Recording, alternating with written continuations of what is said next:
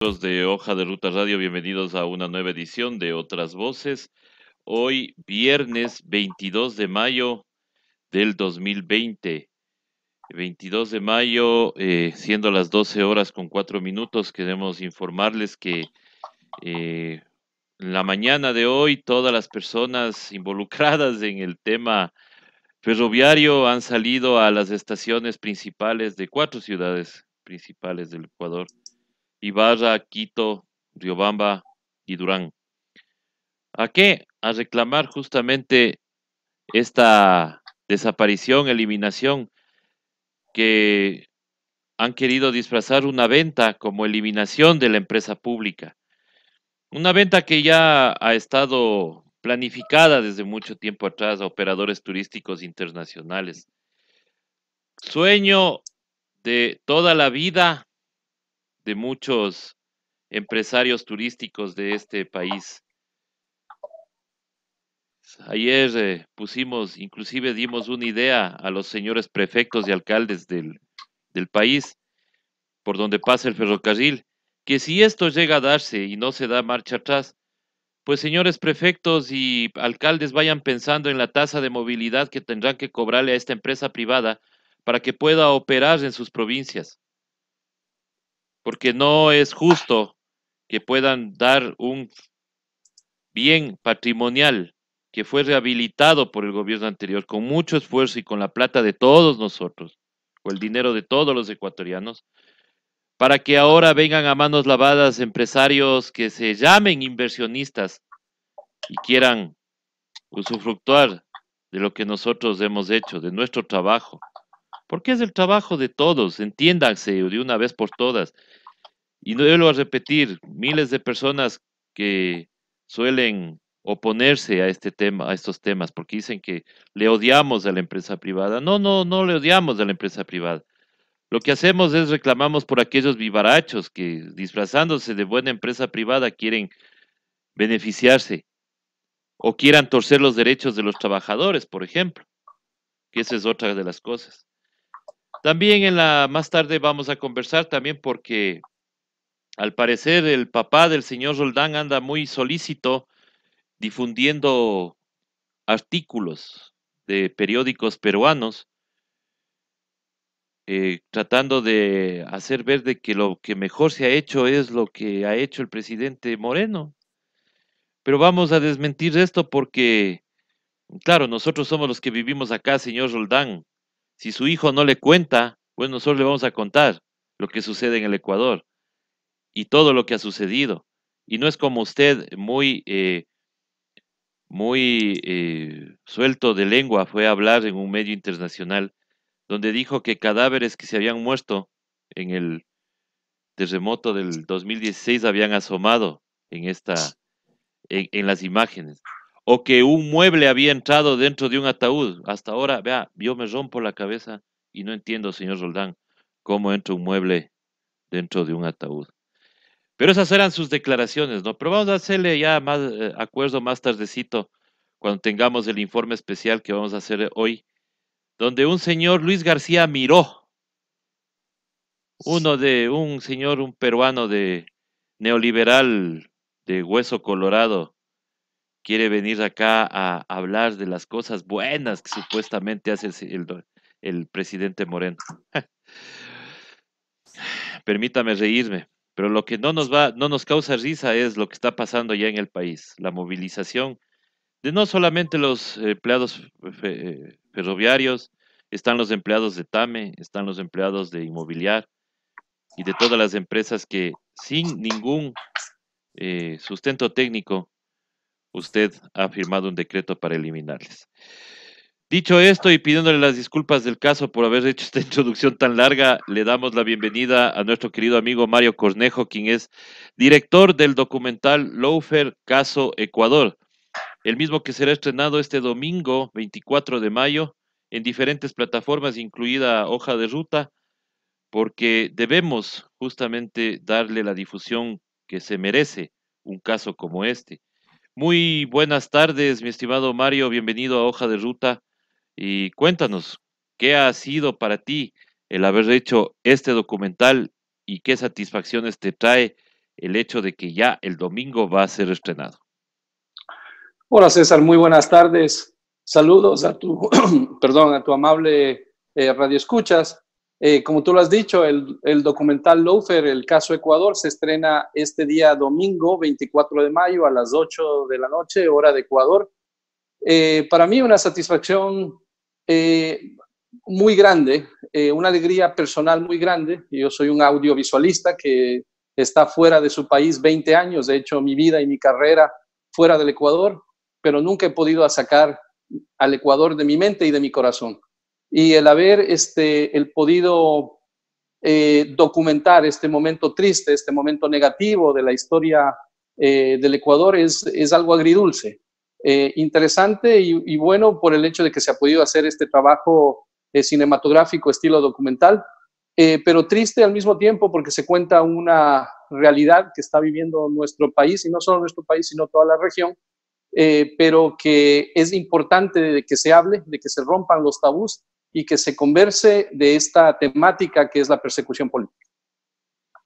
Exactamente, y tú viajaste a diferentes países para encontrarte con las víctimas de este Loafer caso Ecuador. ¿Qué encontraste cuando hiciste este viaje? ¿Qué experiencias tuviste?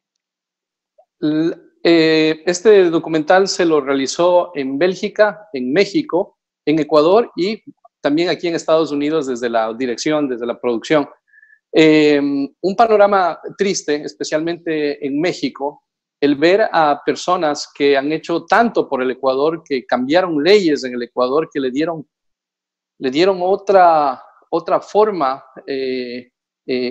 al Ecuador, a los migrantes ecuatorianos que vivimos desde lejos, pues vimos esa transformación de un Ecuador próspero, de un Ecuador nuevo, de un Ecuador lleno de oportunidades, de tal forma que muchos migrantes inclusive regresaron al país en donde había inversión, en donde había turismo, en donde había dignidad, respeto, igualdad. Y ver cómo han tratado a estas personas que hicieron mucho por nuestro país, perseguidos, y están básicamente en una situación complicada, porque el ser refugiado de otro país no es que estás de turista, es bastante complicado el tema. Ellos no son solo ellos, sino sus familias viven modestamente, viven el día a día, y hay que entender que a ellos pues se les ha cortado todo ingreso económico, están obviamente invitados por el gobierno de México, pero hay que entender que hay límites también en ese tema, ¿no? Entonces los recursos que tienen son bastante escasos, se podría decir. Y en muchos han tenido que ver cómo poder poner a sus hijos en la escuela pública, adaptarse al medio, cosas súper complicadas. Muchos de ellos tienen hijos pequeños que han sido afectados psicológicamente. Uno de las personas que entrevistamos tiene una niña adolescente que está con psicólogo porque el bullying que le hicieron en el colegio en Ecuador, con todo lo que estaba pasando, pues definitivamente afectado psicológicamente a esta muchacha que es adolescente, y un sinnúmero de temas que cada uno de ellos pues nos ha contado. Muchos de ellos se doblaron o cayeron en lágrimas pues al contarnos las historias, muy valientes, muy fuertes, pero cosas, cuando ya entras a lo personal, cuando ya entras a hablar del núcleo familiar, pues es bastante complicado, es bastante difícil. Hay que entender, ponerse en los zapatos de estas personas y ver lo que ellos han sufrido. Eso es algo que, como decía uno de ellos, yo no le deseo esto ni al peor de mis enemigos. Exactamente, ¿no? Una cosa es solo ver desde lejos, otra cosa es que tú ya vivas estas experiencias, ¿no? Obviamente estar en los zapatos de estas personas que tuvieron que salir por una persecución, tuvieron que salir porque se sentían amenazados o porque, claro, lo típico, ¿no? En este país no puedes decir algo tú si quieres de un sector político, en este caso con nombre y apellido, si eres correísta o si eres de la Revolución Ciudadana, entonces tú no puedes ni siquiera invocar la Constitución porque enseguida ya te llaman rebelión, golpismo y todo lo demás. Y tú ves que en estos días, inclusive un pseudo periodista que de toda la vida, el señor Carlos Vera, inclusive le pide la renuncia al presidente Moreno, pero a él no se le ha, ni siquiera se le ha cuestionado esas declaraciones. Entonces ahí ves tú claramente cómo existe una justicia teledirigida.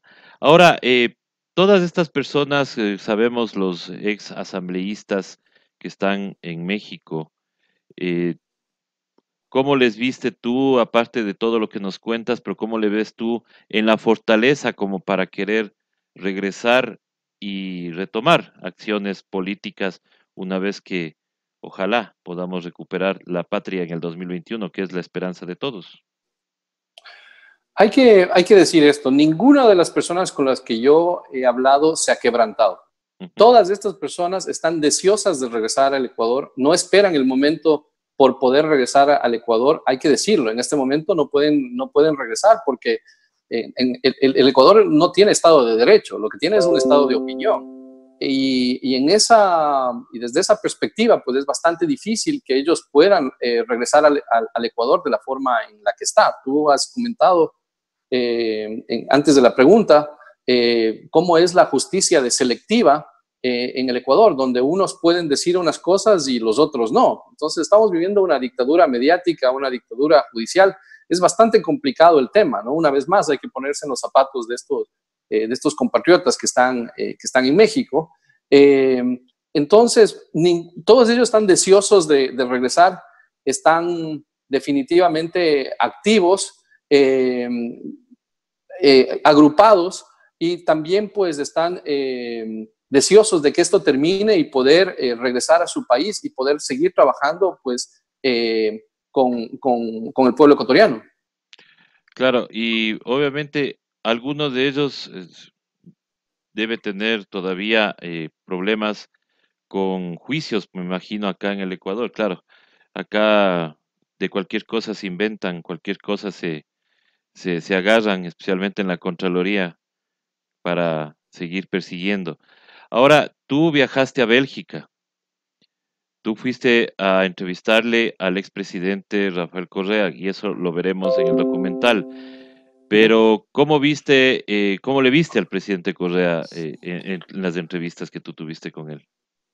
A ver, el documental se ha demorado más de un año en su producción, lo hemos venido haciendo de a poco. La vez que estuve yo en Bélgica, esto fue un viaje que yo estaba en Madrid, y casualmente de Madrid a Bélgica pues no es mucho el Ujú. trayecto, y pude ir estaba en Madrid haciendo unos temas comerciales de mi empresa, y pude trasladarme hasta Bélgica unos minutos y poder conversar con el expresidente.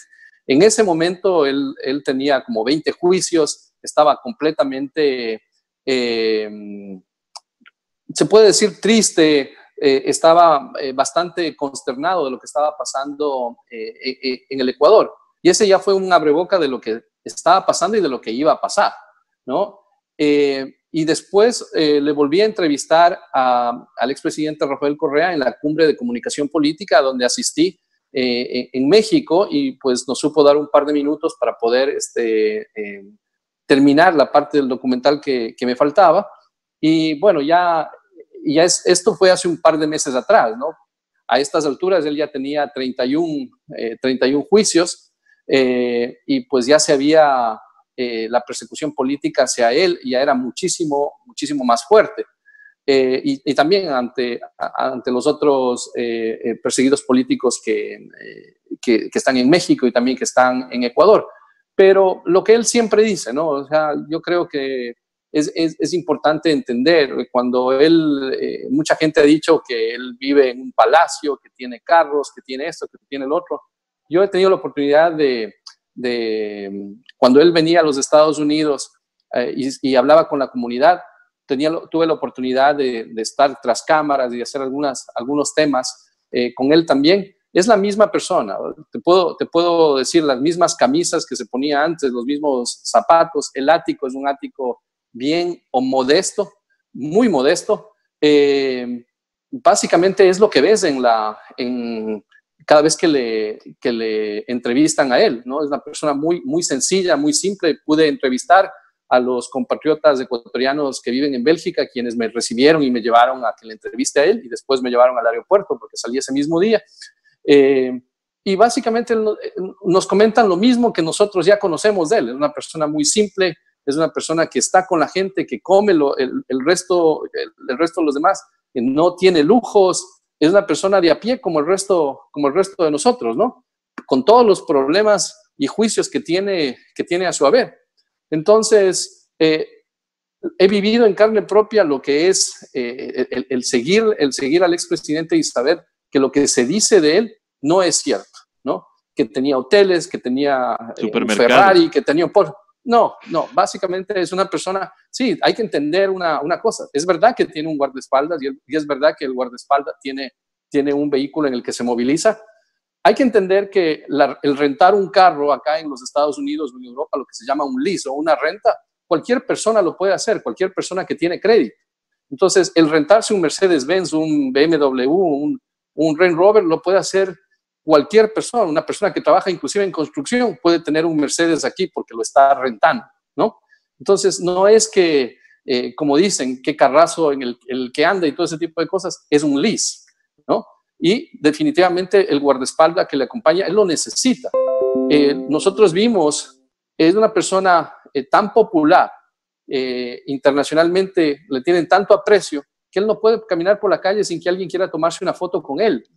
En la cumbre de comunicación política en México, que supuestamente él era uno de las personas que los comunicadores no le querían mucho a manera internacional, completamente lo contrario. La gente quería tomarse fotos con él, no podía caminar. La entrada se tomó como 10 minutos, el entrar básicamente al salón de eventos, porque todo el mundo se lanzaba a tomarse un selfie con él, a pedirle un autógrafo, a tomarse, como te digo, una foto. Entonces, definitivamente él necesita seguridad porque una persona sola no puede lidiar con ese tema, ¿no? Entonces, eso es básicamente lo que ven de él, es lo que yo comprobé haciendo el documental, estando tras cámara.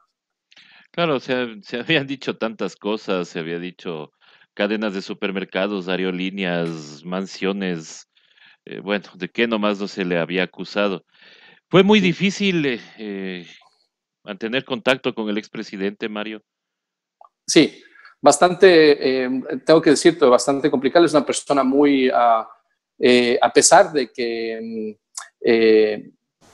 ya no, él sigue siendo una persona muy popular, una persona muy activa, ¿no? Y tuvimos que hacer muchos acercamientos para poder tener un par de minutos con él. Entonces, me imagino cuando era presidente, prácticamente imposible el hablar con él porque tenía tantas cosas que hacer. Nosotros lo comprobamos igual cuando él venía acá a alguna reunión de las Naciones Unidas, tenía 10 entrevistas un día, reuniones con la comunidad, reuniones con empresarios, reuniones con la gente de los consulados, de las embajadas. Yo no sé cómo puede resistir ese hombre ese trajín de trabajo tan a full, que es, como te digo, una persona súper ocupada y bastante complicado el poder tener el acceso a él. Pero una vez que tú tienes el acceso y puedes conversar con él, es como cualquier otra persona, es una persona muy humana, una persona muy sencilla, pero hay que entender que las obligaciones que tiene él a manera internacional son bastante complejas, ¿no? Claro. ¿Qué tan costoso es hacer un documental como el que vas a presentar, Mario? A ver, si yo hubiera cobrado este documental a alguien más, te diría que suena bastante costoso por la cantidad de horas, de tiempo, los países que se visitó y todo ese tipo de temas. Yo llevo haciendo esto 20 años, César. Llevo haciendo documentales en la frontera, manejando temas de la comunidad ecuatoriana migrante aquí en Estados Unidos, en lo social, en lo cultural, en lo artístico. y manejo también cuentas privadas. Yo tengo una productora de televisión acá en Estados Unidos y gracias a Dios me ha ido muy bien, ¿no? Pero este documental específicamente ha tenido un presupuesto súper bajo. Prácticamente te puedo decir que casi no tuvo presupuesto. Esto se lo ha hecho con... yo tengo los equipos, porque es lo que hago, y tengo el conocimiento, ¿no? Entonces, y los viajes se financiaron, algunos de estos viajes, por la coordinadora migrante Eloy Alfaro, que es un grupo de personas en la zona triestatal aquí en Estados Unidos, ecuatorianos con sentido de patria, que ayudaron a financiar parte de este documental en los viajes. Y básicamente ellos hacían rifas, vendían comida, vendían flores para poder financiar el viaje específicamente a México y poder hacer lo que se hizo en el documental. El resto básicamente ha coincidido con temas comerciales, como te decía, en Europa.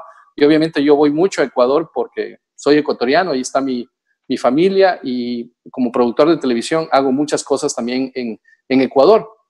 Entonces, coincidían básicamente los viajes para poder hacer un poquito de estos temas y después irlo armando como un rompecabezas para tener lo que tenemos el día ya, este documental, el Lawfare, el caso Ecuador. Entonces, no es como han dicho algunos malintencionados que supuestamente hemos recibido dinero, que supuestamente esto ha sido una cuestión económica. Bueno, cada cual es dueño de decir lo que quiera decir. Nosotros tenemos la conciencia tranquila, no tenemos ningún compromiso con nadie, sino con nuestra patria, con nuestros hijos. Desde la distancia vemos con tristeza lo que está pasando en el Ecuador y esperamos que este documental pueda contribuir con un granito de arena a que esta temática de el lawfare, de la persecución política, se hable, que entre en el tapete de discusión, que no dejen que la prensa hegemónica mercantilista, que marca la pauta en el desarrollo de la cotidianidad en el Ecuador, pues dé solo su versión. Entonces, eso es lo que nosotros hemos hecho. Pienso que hemos contribuido de alguna forma positiva, porque en Ecuador hay un cerco mediático bastante complicado. Este documental no se va a pasar en ninguna televisora del Ecuador porque tendrían consecuencias y ellos lo saben. Entonces, básicamente se lo va a pasar por medios digitales, pero simultáneamente lo van a pasar también en Argentina, en México, en España. Y una vez que esta cuestión del COVID-19, este virus que ha afectado a todo el mundo, pues baje, estará también presente en festivales, estará también presente en cadenas internacionales, para que pueda la gente abrir.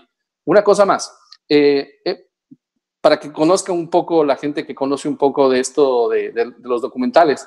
A veces cuando uno pone los documentales en los festivales, te dan un incentivo económico que de alguna forma compensa la inversión económica que se ha hecho de alguna forma. Nosotros hemos básicamente liberado el documental y renunciado a cualquier parte económica que tenga esto. ¿Qué quiere decir? Después del estreno del documental este día domingo 24 de mayo a las 8 de la noche, nosotros subiremos el documental a YouTube, para que la gente lo pueda bajar, para que lo pueda ver, para que puedan compartirlo y comentar sobre el tema sin ningún tipo de copyright o de violación a los derechos. Lo que nosotros queremos es que se hable de este tema, ¿no? Y al haber hecho eso, pues definitivamente, como ya se lo libera, definitivamente es complicado que después de eso pueda entrar a cadenas como Netflix, como Hulu, pero igual, nosotros estamos contentos de haber hecho este tema. Y lo que queremos es, una vez más, dejar un legado, un precedente de este momento negativo que ha pasado en la historia de nuestro Ecuador, y ojalá que no se repita, ¿no? Que sea un tema que pueda generar discusión. Y pues les invitamos, exhortamos a que vean este documental el día domingo a las 8 de la noche y que compartan esta información. Domingo 8 de la noche, entonces está programada la cita para el estreno del documental Lawfare, caso Ecuador. que, como bien tú dices, va a ser luego liberado en YouTube para que lo puedan seguir viendo, porque es interesante tener y es importante tener un documento histórico, audiovisual, de todo lo que está sucediendo en el país. Una vez que tú, como bien lo has resumido, aquí vivimos un cerco mediático, el cual estamos tratando de romper desde los medios digitales. Estimado Mario, te quiero agradecer y cuenta también siempre con el apoyo de Hoja de Ruta y las páginas de Hoja de Ruta para que puedas distribuir igual tu material, porque es hora también de unirnos como medios digitales, los medios digitales progresistas, que lo que queremos simplemente es romper el cerco mediático y que la ciudadanía tenga acceso a otra visión de las cosas que están pasando en nuestro país. Tiene razón César, lo que acabas tú de mencionar. Aquí hay un par de temas, ¿no? Primero, que van a poder ver este documental, el Lawfare, el caso Ecuador, a las 8 de la noche, por este canal, por Hoja de Ruta, en vivo. Y algo histórico es que los medios digitales se están uniendo. ¿Por qué? Porque nosotros sabemos que nosotros podemos llegar hasta un sector, pero si nosotros nos unimos, podemos hacer contrapeso a estos medios hegemónicos que ya están sufriendo esta falta de credibilidad que tienen de la gente. Por eso cada vez más la gente consume los medios digitales. Por eso cada vez más pierden credibilidad, por eso se están debilitando, por eso se anulan programas que tenían por muchos años, ya están mostrando sus debilidades y es momento pues que todos los medios digitales progresistas se unan y puedan hacerle frente a esta pandemia que ha sido los medios hegemónicos, que han sido la punta de lanza de este lawfare sistemático que ha tenido nuestra región, especialmente el Ecuador, y que no ha sido coincidencia, ha sido sistemático, ha sido planificado, y pues ojalá a lo que vean este documental, el lawfare, puedan conocer un poco más sobre todas estas temáticas que se habla en este documental y puedan discutir sobre este tema de la persecución política. Para terminar, César, si me permites, Claro. Hay algo que siempre me preguntan en las entrevistas y es que si este documental es solo para los correístas. Y la respuesta es no, este documental es abierto para todo el mundo. Se necesita tener sentido común, no importa si eres de derecha o eres de izquierda. Por supuesto. Cuando algo está mal, simplemente hay que hablarlo. Nos hemos acostumbrado a que se ataquen a las personas y no a las ideas. Y es por eso que tenemos esta polarización tan grave en nuestro país. Con esa polarización nunca vamos a salir adelante. No se puede atacar a las personas o anular la reputación de las personas. Falta de madurez política, tremenda falta de madurez política para asumir estas temáticas. Y es por eso que este lawfare, este documental lawfare, propone eso, propone el que se converse de estos temas, propone el que llegue al tapete de conversación en su casa, con sus familiares, con sus amigos, y objetivamente se pueda sacar conclusiones. De eso se trata el lawfare, el documental el lawfare, el caso Ecuador. Cuando hay persecución política, se fragmenta la libertad, no hay libertad, y cuando no hay libertad, no hay democracia. Entonces, es importantísimo entender el concepto de este documental, que ojalá pues pueda servir para que la opinión de la gente pues cambie y pues puedan abrir los ojos de lo que ha estado pasando en nuestro país en los últimos años. Sobre todo que no solamente les va a pasar a los correístas, sino que puede pasar con otros de otra tendencia. Y eso es lo que no queremos, que esto se institucionalice en nuestro país, sino que haya una verdadera justicia y que lo que haga es eso, hacer justicia, nada más, y no estar persiguiendo solamente por el odio político. Mario, Así muchísimas es. gracias. Nosotros estaremos pasando el tráiler de este documental durante el día de hoy y el día de mañana, justamente para anunciar el estreno a las 8 de la noche este domingo en las plataformas digitales, en Hoja de Ruta, en Lineadura, en Hechos Ecuador, y para nombrarles algunas de las que van a estar en, conectados, sin corbata y todo lo demás, sino que si les pongo a Ujú. nombrar a todos nos quedamos sin entrevista. Mario, qué gusto, Mario, qué gusto tenerte acá en Hoja de Ruta, que no sea la primera ni la última, sino que siempre estemos conectados y agradecerte por tu trabajo, el trabajo tuyo y de todas las personas que te han acompañado para dejar este documento audiovisual a disposición de todos los ciudadanos. Muchísimas gracias, Mario. Gracias, César. Muchísimas gracias. Estamos a las órdenes. Estamos a las órdenes y ojalá se repita. Esto no es un trabajo de Mario Cornejo, esto es un trabajo colectivo de un grupo de migrantes ecuatorianos que vemos a nuestro país desde lejos y que queremos días mejores para nuestro país. Muchísimas gracias por la entrevista. Muchísimas gracias a ti y gracias a todas las personas que se han conectado. Nosotros estamos regresando 2 de la tarde con Diego Valencia y Vela, un análisis de todo lo que está pasando desde la provincia de Tungurahua para ver también cositas que nos preocupan, como es el tema del centro penitenciario de Ambato, que es feo decirlo, lo advertimos, pero hoy 420 personas de 600 están contagiadas con COVID-19 en ese centro penitenciario. Vamos a ver qué medidas se han tomado justamente para que no sea un foco de infección. Muchísimas gracias y hasta pronto.